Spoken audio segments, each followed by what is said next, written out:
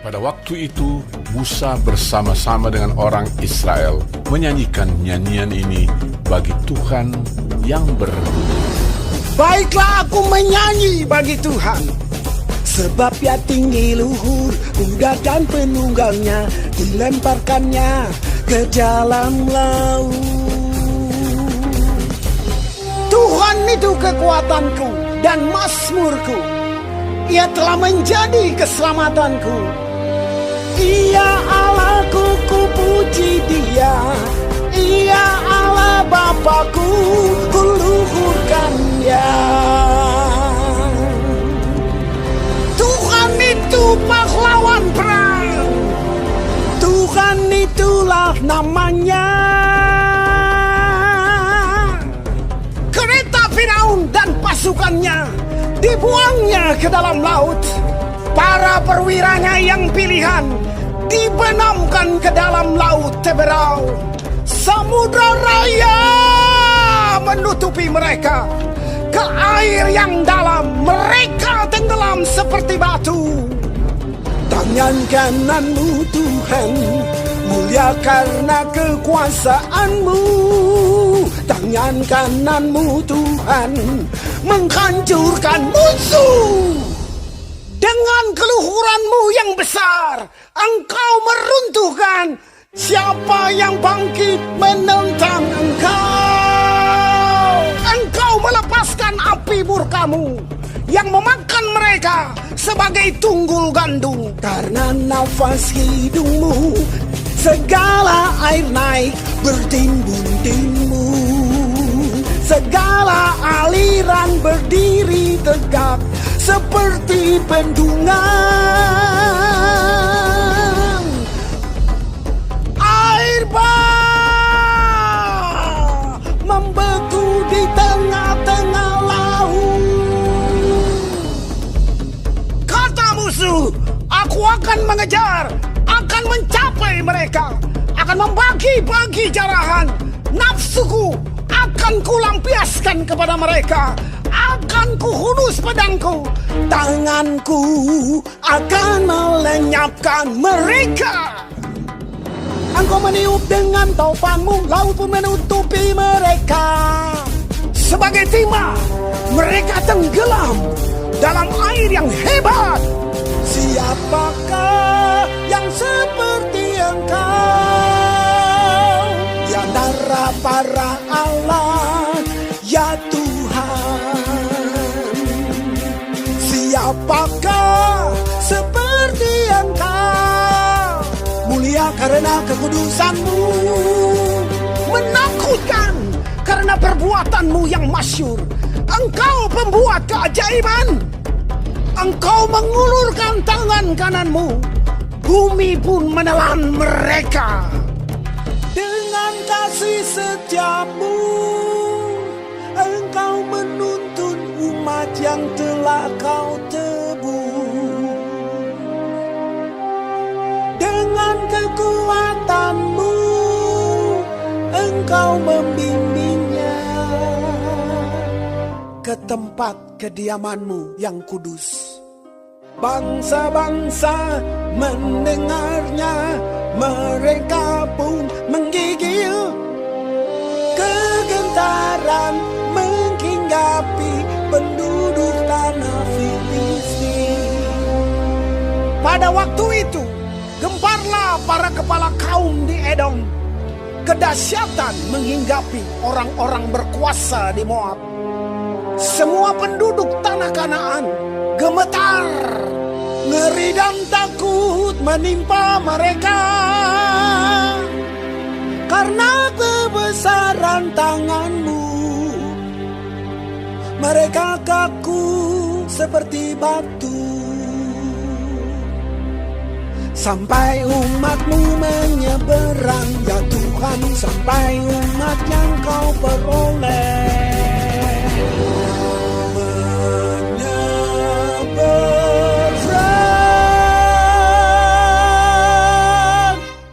Engkau membawa mereka dan Kau cangkokkan mereka di atas gunung milik-Mu sendiri. di tempat yang telah kau buat kediaman-Mu ya Tuhan,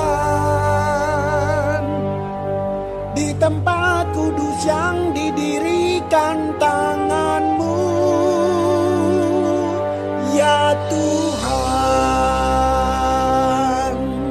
Tuhan memerintah kekal selama-lamanya.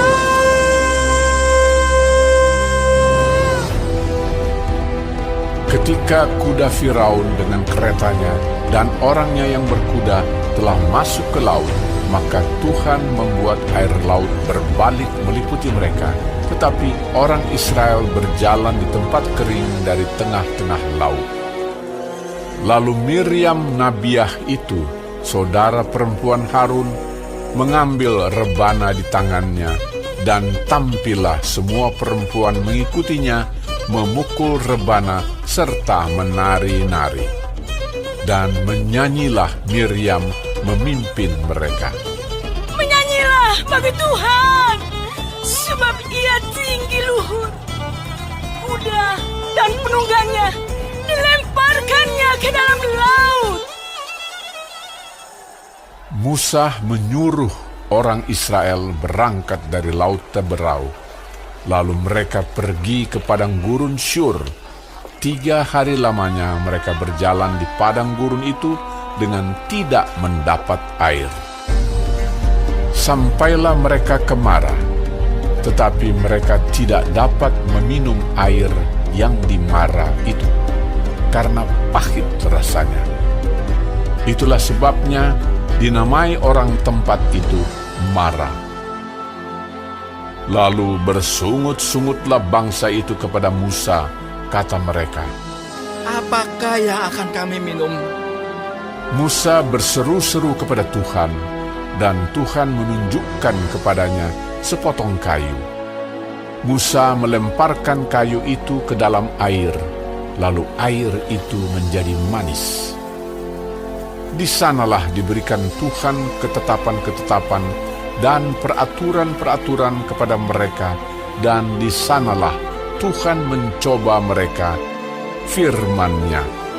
Jika kamu sungguh-sungguh mendengarkan suara Tuhan Allahmu dan melakukan apa yang benar di matanya dan memasang telingamu kepada perintah-perintahnya dan tetap mengikuti segala ketetapannya, maka aku tidak akan menimpakan kepadamu penyakit manapun yang telah kutimpakan kepada orang Mesir.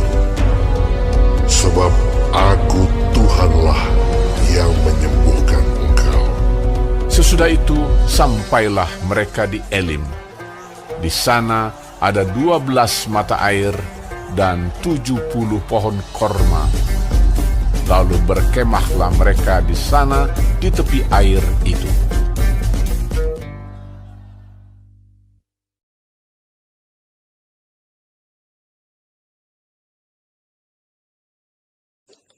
Shalom semua jemaat Tuhan, kembali kita di dalam pendalaman Alkitab Clear Sight.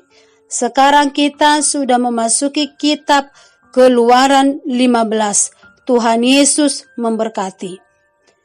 Nyanyian ini merayakan kemenangan Allah di Laut Merah atas kuasa-kuasa Mesir.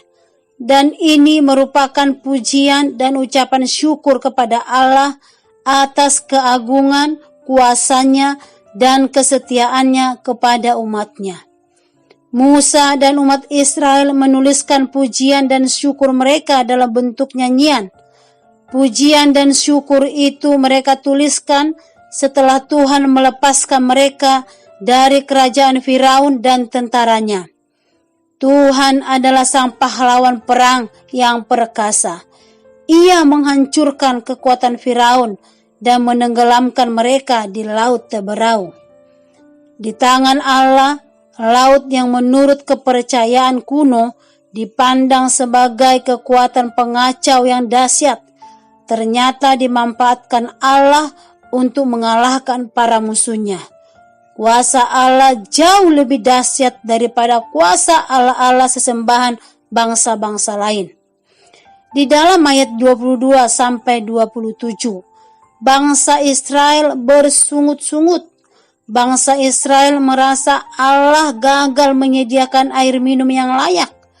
Keluhan mereka kepada Musa, tetapi Tuhan kembali menyatakan kuasa-Nya, di mana air yang pahit menjadi manis. Dan di sanalah Tuhan memberikan ketetapan-ketetapan dan peraturan-peraturan, yaitu di dalam ayat 26 dikatakan, firman-Nya, jika kamu sungguh-sungguh mendengarkan suara Tuhan Allahmu dan melakukan apa yang benar di matanya dan memasang telingamu kepada perintah-perintahnya dan tetap mengikuti segala ketetapannya, maka aku tidak akan menimpahkan kepadamu penyakit manapun yang telah kutimpahkan kepada orang Mesir, sebab aku Tuhanlah yang menyembuhkan engkau. Penyertaan Tuhan itu ada, tetapi bukan berarti perjalanan hidup umat Tuhan selalu berjalan lancar. Pasti akan ada rintangan. Bila segala sesuatu berjalan dengan lancar, kita justru tidak akan belajar apapun tentang Tuhan. Tetapi sebaliknya, saat masalah datang, umat Tuhan diajar untuk mempercayai pemeliharaan Tuhan. Sungut-sungut tidak dapat menolong, bahkan bisa menimbulkan murka Tuhan. Namun dengan memandang kepada Tuhan, mereka menyaksikan perbuatan Tuhan yang kreatif. Air yang pahit menjadi manis. Hidup umat Tuhan tidak selalu lancar. Tuhan mengizinkan krisis melanda hidup kita, supaya kita mendekatkan diri kita kepada Tuhan. Jangan pernah mencoba menyelesaikan sendiri. Sertakan Tuhan di dalam setiap persoalan yang kita hadapi. Jangan hidup dalam dosa. Setia selalu di dalam doa dan pembacaan firman Tuhan.